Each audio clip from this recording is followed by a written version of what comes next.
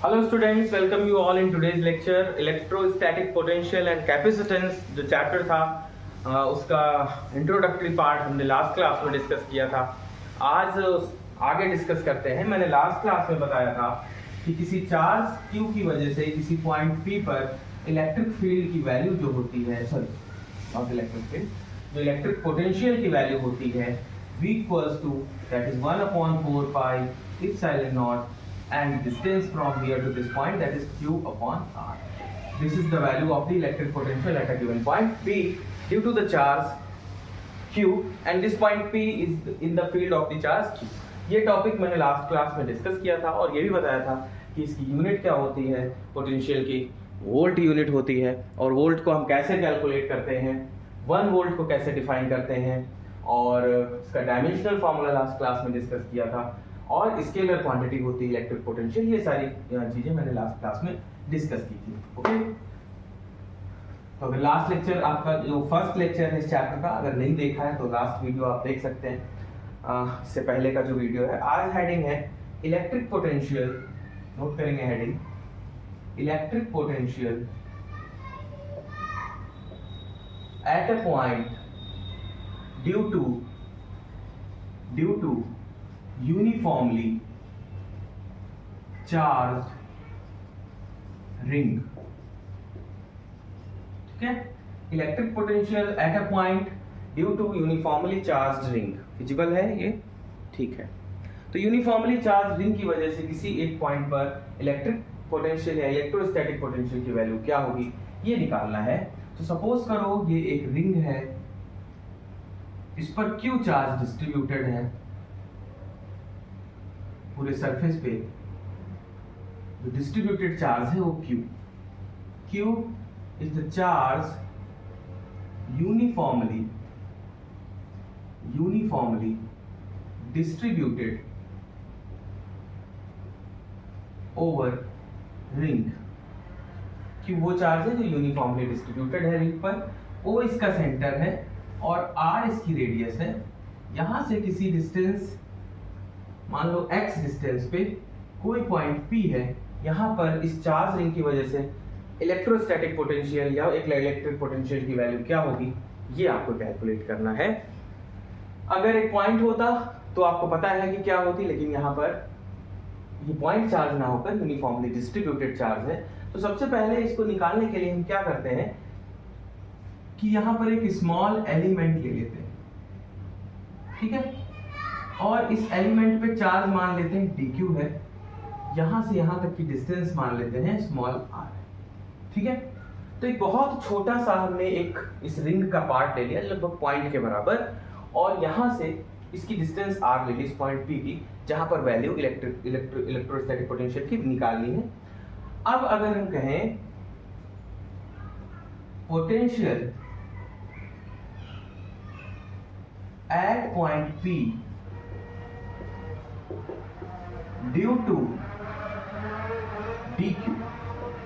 dq की वजह से एट पॉइंट P पर पोटेंशियल क्या होगा, तो dv small potential 1/4 pi epsilon naught, या k लिख सकते हो।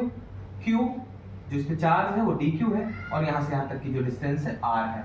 अगर इसको हम चाहें तो ऐसे लिख सकते हैं 1/4 पाई एप्सिलॉन नॉट dq, और r जो निकल कर आने वाला है वो √r² प्लस x², क्योंकि ये एक राइट एंगल ट्रायंगल बन रहा है, ये हाइपोटेन्यूज है। तो r² equals to capital R² plus x², r equals to √ लगा देंगे। ओके, तो यहां से dv की वैल्यू निकल कर आ गई कि इस स्मॉल चार्ज की वजह से यहां इस पॉइंट पर इलेक्ट्रोस्टैटिक पोटेंशियल की वैल्यू क्या होगी।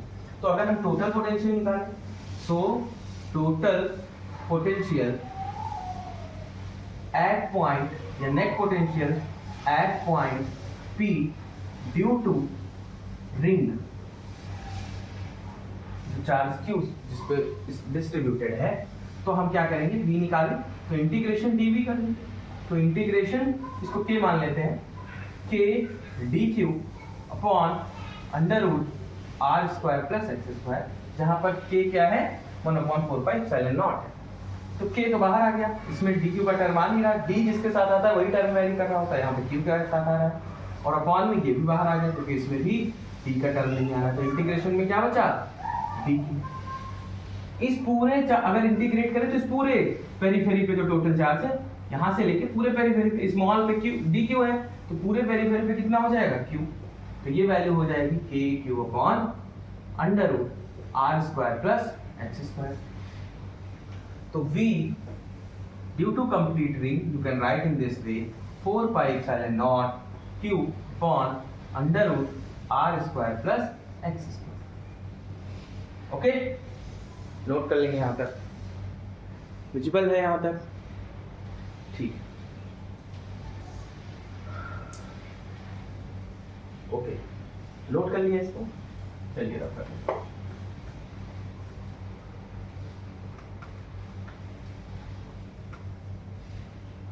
नाउ अगर हम सेंटर की बात करें, एट सेंटर पोटेंशियल निकालना हो तो x की वैल्यू कितनी हो जाएगी, 0। यहां से ही तो x को मेजर करना है, तो देन जो v आएगा वो आएगा 1 upon 4 pi epsilon not q upon under root r square, that is r, where r is the radius, okay, and q is the charge distributed over the surface। ठीक है,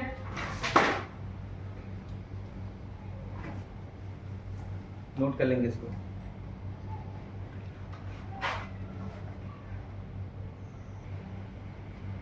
okay बच्चों, तो at the centre जो potential की value है वो 0 नहीं होगी। इलेक्ट्रिक फील्ड की value at the centre of a hollow ring जब आप निकालते हैं तो 0 आती है। ओके, ठीक है, तो इसको मैं रख कर देता हूं। Potential due to charge ring वो वैल्यू कितनी होगी, आपने देखा सेंटर पे भी इलेक्ट्रोस्टैटिक की वैल्यू, इलेक्ट्रोस्टैटिक पोटेंशियल की वैल्यू 0 नहीं होती। अगर हॉलो रिंग है तो भी टोटल चार्ज जैसे किसी एक पॉइंट पे होता है वैसे ही वैल्यू निकल कर आती है। ठीक है, तो क्वेश्चन है कि दो रिंग है, ठीक है, इस पे पॉजिटिव क्यू चार्ज है, इसको मान लो 1, और एक दूसरी रिंग है, इधर बनाते हैं इस साइड, सॉरी इस साइड इसको ड्रॉ करते हैं, तो इधर कैलकुलेशन कर लेंगे। एक ये रिंग है और एक ये रिंग है, ठीक, दोनों सेम ही साइज की रिंग है, सेम साइज की रिंग है, ठीक है। इसकी रेडियस r है, लगभग सेम साइज की है, यहाँ पे थोड़ा सा छोटा बड़ा लग रहा हो तो आप समझ लीजिएगा। इस पे प्लस क्यू चार्ज है और इस पे माइनस क्यू चार्ज है, Q1 Q2 भी ले सकते हैं। इनके बीच की सेंटर टू सेंटर डिस्टेंस जो है वो भी r है, ठीक। इसको मान लो 1 और इसको मान लो 2। यहाँ सेंटर पे एक चार्ज रखा हुआ है Q, इस चार्ज Q को मूव करा के इस सेंटर 1 वाले स्फीयर के सेंटर पे लेके आना है, तो बताओ कितना वर्क करना पड़ेगा। ठीक है, तो क्वेश्चन है फाइंड द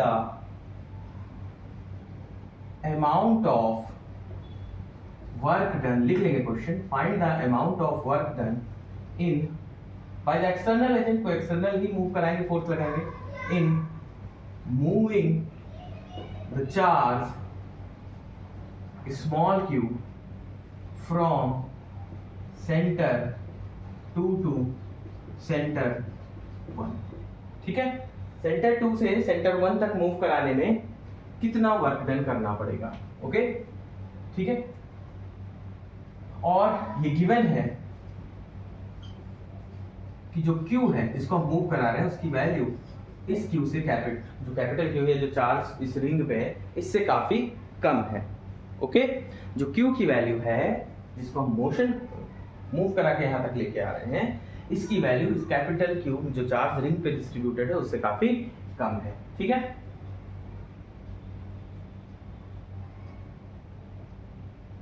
ठीक है बच्चों, अब देखिए सॉल्व करते हैं इसको।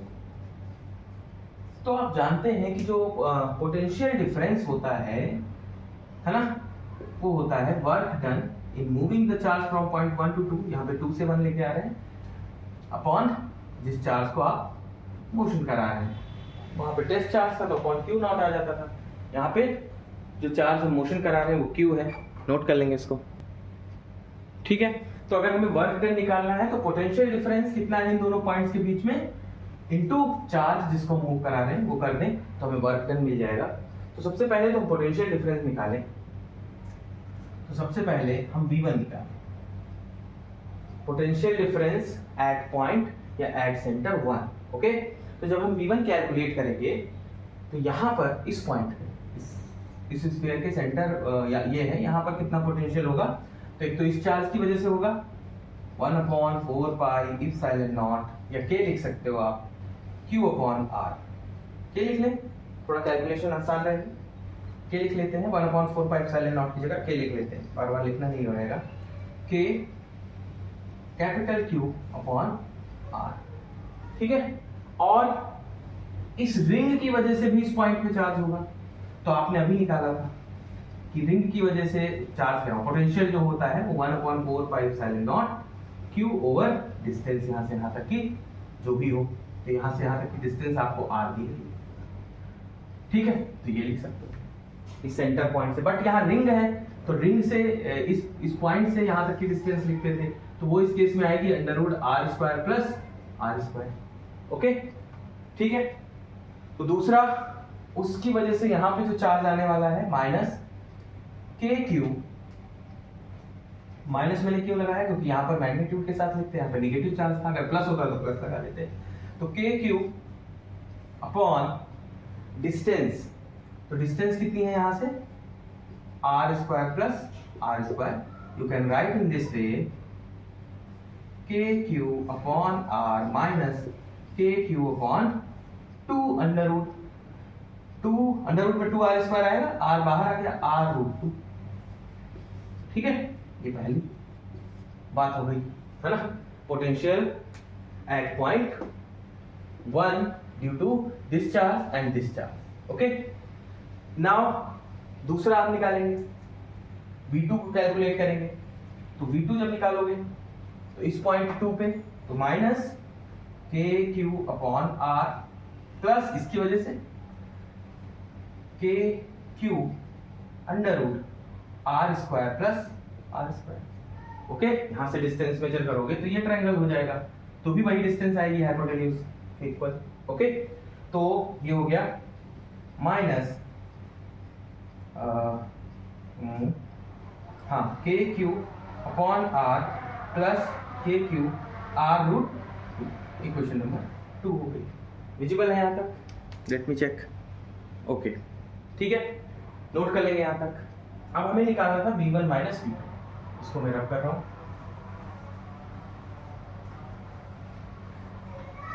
V1 माइनस V2 कैलकुलेट करते हैं। Final point minus initial point, जहां से मोशन कराया है, अगर यहां से मोशन कराते तो 2 - 1 करते, यहां से यहां ला रहे हैं तो 1 - 2 करेंगे। Okay, so V1 minus V2 is equals to, V1 की वैल्यू रख देंगे KQ upon R minus KQ upon R√2। Okay, और माइनस करना है V2 को, तो माइनस V2 क्या है? KQ अपॉन R माइनस का plus KQ upon R√2। Okay, इसको और सॉल्व कर लेंगे तो KQ upon R minus KQ upon R√2 minus अंदर ले जाएंगे plus KQ upon R minus KQ upon R√2। Okay, अब इसको सिंप्लीफाई कर लेंगे and you will get the potential difference between these two points. तो देखो यहाँ पर KQR सब जगह आ रहा है, तो KQ, या फिर इसको देख लो, ये KQR मिलकर हो गया 2KQ अपॉन R, ये माइनस तो minus 2KQ upon R√2। Denominator same थे तो न्यूमरेटर ऐड हो गए, साइन क्योंकि सेम था तो न्यूमरेटर ऐड कर लिया। अब यहां से यू कैन टेक कॉमन, देखो 2KQ अपॉन R। ओके, ठीक है, नोट कर लीजिए यहां तक। You can take common 2KQ upon R, you will get, यहां क्या बचेगा 1 माइनस 1 अपॉन रूट। ओके, तो चाहो तो 2 को इसको रब कर देते हैं, यहां तक नोट कर लीजिए, इसको रब कर देता हूं।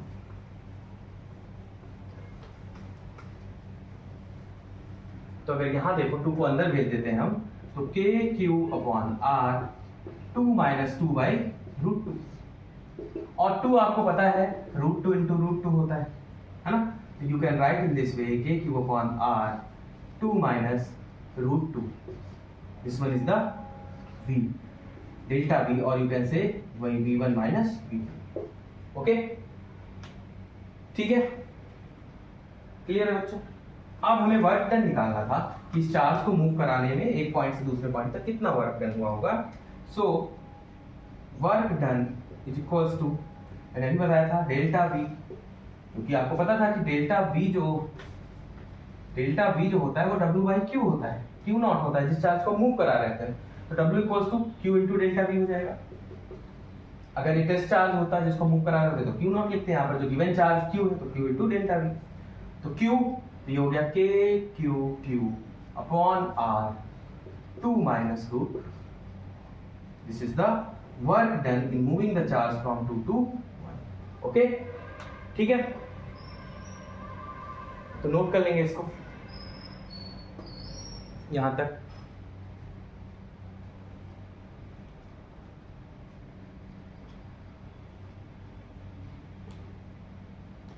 ओके बच्चों, नोट कर लिया, ठीक है। अगला सवाल देखते हैं। ओके तो अगला क्वेश्चन है, two conducting balls A and B of radius R1 and R2 have charges Q1 and Q2 respectively. Okay, they are connected by a wire. Obtain the expression for the charge on A and B in equilibrium. ठीक है, तो दो balls हैं जिनकी radius R1 और R2 दी गई, ठीक है। इस पे चार्ज Q1 है और इस पे चार्ज Q2 है, और इसको एक वायर से जोड़ दिया जाता है। तो before transfer of the charge, जो टोटल चार्ज होगा Q वो कितना होगा, आप कह सकते हो, सॉल्यूशन क्या लिखोगे, आप कह सकते हो by conservation of charge. Charge का कंजर्वेशन का प्रिंसिपल लगाएं तो total charge before transferring Q1 plus Q2 होगा। अब जब इसको वायर से कनेक्ट कर देंगे तो चार्जेस अलग अलग हो जाएंगे। यहाँ पर मान लो Q1 डैश हो गया, यहाँ पर मान लो Q2 डैश हो गया 1 वाले पे और इस पे 2 वाले पे, ठीक है। और ये फिर से इक्विलिब्रियम में आ गए।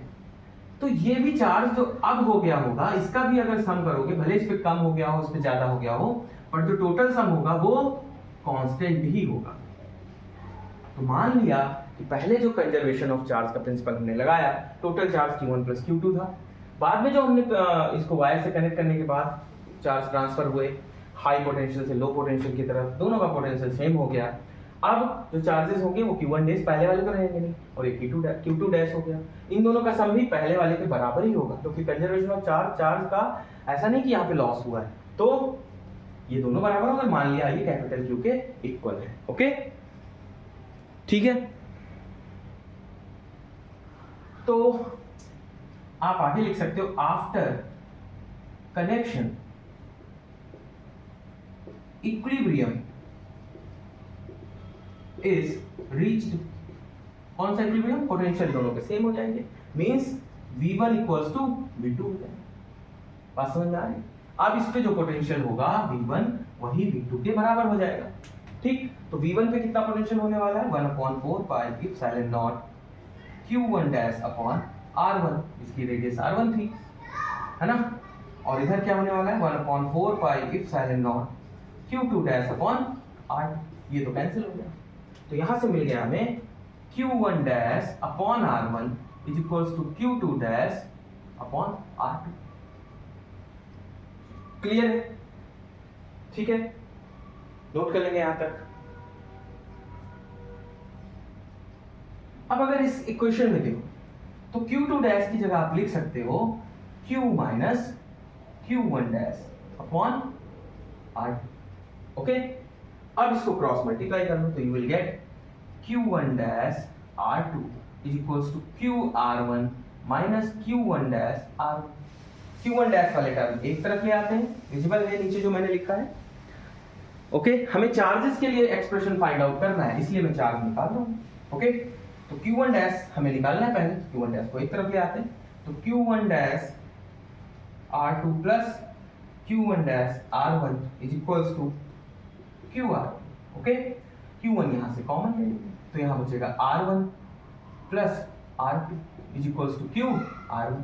तो यहाँ से Q1 डैश अगर निकालें तो Q R1 upon R1 plus R2। Okay, ठीक है, this is the expression for the charge after the equilibrium is reached.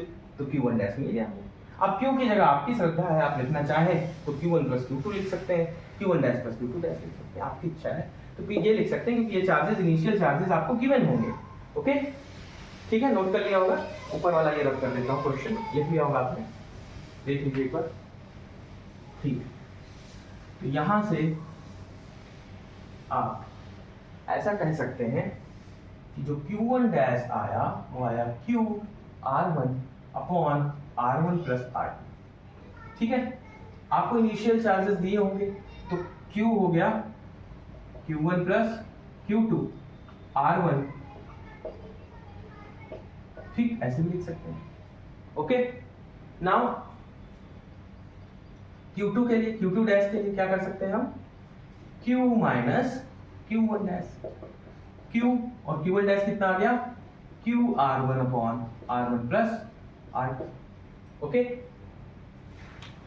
ठीक है, क्लियर है। चलो, now you can calculate easily the value of Q2, only calculation is there. Okay, you can take common Q और multiply कर लीजिए, आपकी इच्छा है, मल्टीप्लाई कर लीजिए Q, एलसीएम ले लीजिए R1 plus R2 minus Q R1 upon R1 plus R2। Okay, इसको सॉल्व कर लीजिए, you will gate Q R1 plus Q R2 minus Q R1 upon R1 plus R2। Okay, ये तो cancel हो गया, तो Q2 डैश जो आया वो आया Q R2 upon R1 plus. Okay, ये आया था Q R1 upon R1 plus R2 Q1 dash, और Q2 dash Q R2 upon R1 plus R2। Q की जगह you can right Q1 plus Q2 R2 upon R1 plus R2। So in this way, after the equilibrium, you can calculate the charges on the two balls or two spheres or two objects. Okay? तो क्या किया हमने इसमें, पहले charges का conservation लेकर इसको एक इक्वेशन बनाई, उसी इक्वेशन को सॉल्व किया। जब दोनों कनेक्ट कर दिए जाएंगे वायर से, इक्विलिब्रियम रीच हो जाएगा, और इक्विलिब्रियम आने के बाद दोनों का पोटेंशियल सेम होगा। ओके, तो आज की क्लास यहीं तक रखते हैं, अगली क्लास में कुछ और न्यूमेरिकल्स डिस्कस करेंगे। आज की क्लास आपको कैसी लगी, अच्छी लगी हो तो प्लीज़ वीडियो को लाइक करें, चैनल को सब्सक्राइब करें, और अगर कहीं पर कोई पॉइंट क्लियर ना हुआ हो तो कमेंट करें। ओके, तो अगली क्लास में मिलते हैं बच्चों, थैंक यू।